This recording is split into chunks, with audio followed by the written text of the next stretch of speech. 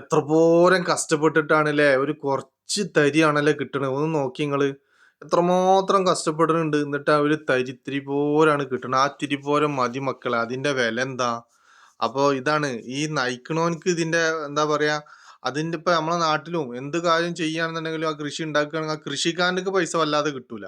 പക്ഷേ അത് കൊടുത്ത് അത് ഉരുക്കിട്ട് വിൽക്കുന്ന ആൾക്കാണ് പൈസ. ഇന്നിപ്പോ 1,00,000 ഉറുപ്പ്യാണല്ലോ സ്വർണത്തിന്റെ വില. ആ സ്ത്രീ ചെയ്യുന്നത് നോക്കി. ഇത്രമാത്രം കഷ്ടപ്പെട്ട് ഇത് ഉണ്ടാക്കിയിട്ട് ഒരു ഇത്തിരി പോരം ഒരു കടുക് മണി പോലെ കിട്ടണുള്ളൂ. അതിനും വേണ്ടിയിട്ട് എത്രമാത്രം കഷ്ടപ്പെടുന്നുണ്ട് ല്ലേ. എന്നിട്ടും ആ ഒരു ഇതിന് കിട്ടലെന്താ, കുറച്ച് തുച്ഛം, ചിലപ്പോ അന്നത്തെ കൂലിയാ കിട്ടുക. ഇവിടെ ആണെങ്കിൽ അത് എത്തിക്കഴിഞ്ഞാൽ 1,00,000 ഉറുപ്പ്യാണ്. ഭാരത പോയിട്ട് കുറച്ച് മണ്ണരിച്ചു നോക്കി മക്കളെ, സ്വർണം കിട്ടും. ആരും അറിയണ്ട, നിങ്ങൾ പതുക്കെ പോയാൽ മതി. ആരും കാണാതെ പോയിട്ട് അരിച്ചോളി.